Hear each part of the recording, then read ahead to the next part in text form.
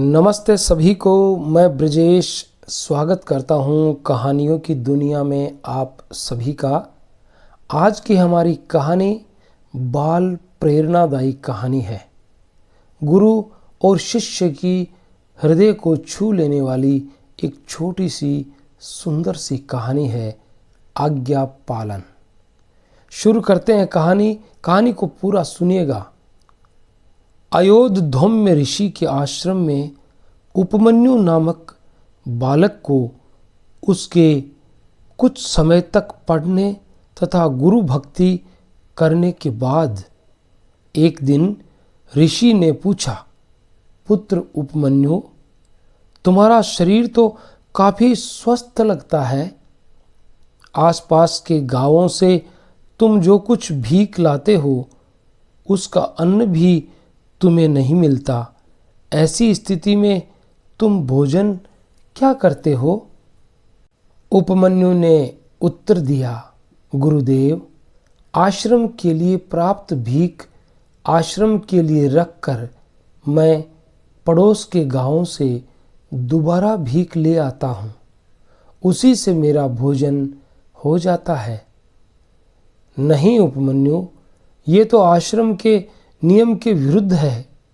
एक तो इससे तुम्हारे दूसरे साथियों को भीख प्राप्त करने में कठिनाई होती है और बार बार भिक्षा देने में गृहस्थों को भी संकोच होता होगा। महर्षि ने उसे सावधान किया।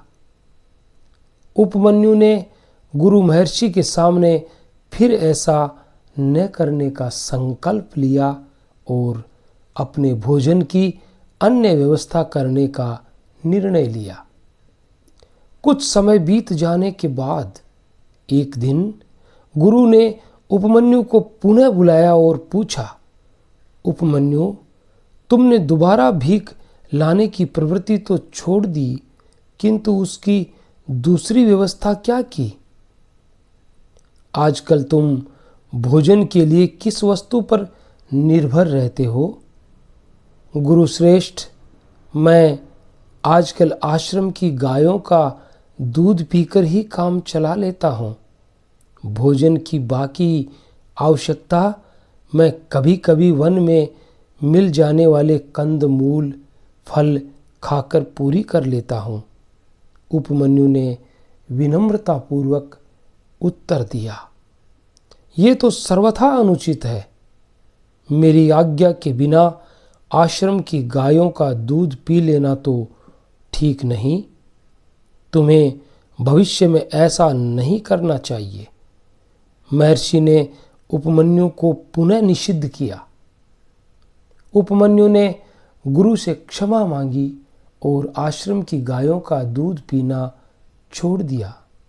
वह अपनी पढ़ाई और आश्रम के कार्यों में लग गया, किंतु आखिर वह कितने दिनों तक भूखा रह सकता था? एक दिन जब वह वन में लकड़ियां इकट्ठी कर रहा था तो उसे जोर से भूख लगी और रहा नहीं गया। उसने विवश होकर एक पेड़ के पत्ते चबा लिए। ये पेड़ आग का था, अतः कुछ ही क्षणों में वह आंखों से अंधा हो गया। वन से आश्रम लौटते समय अंधा उपमन्यु एक जलहीन गड्ढे में जा गिरा और अपने भाग्य को कोसने लगा। ऐसी परिस्थिति में भी अपने गुरु के प्रति कोई बुरा विचार उसके मस्तिष्क में नहीं आया।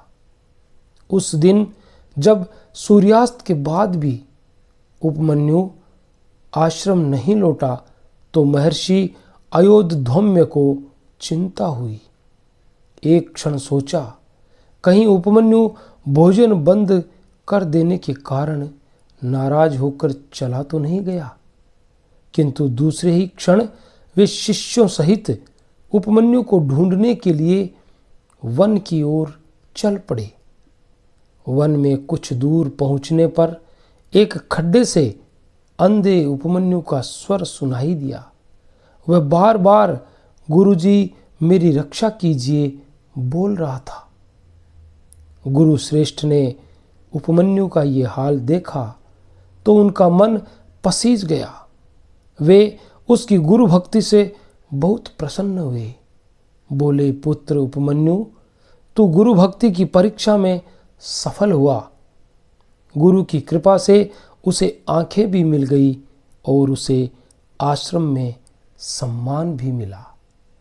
ये छोटी सी एक कहानी आज्ञा पालन, गुरु और शिष्य की। कैसी लगी आपको कहानी? ये बाल प्रेरित कहानी अगर आपको अच्छी लगी तो हमारे चैनल को सब्सक्राइब कीजिए और मिलेंगे कल किसी और अन्य प्रेरणादायी कहानी में। तब तक के लिए all the best. Thanks for watching.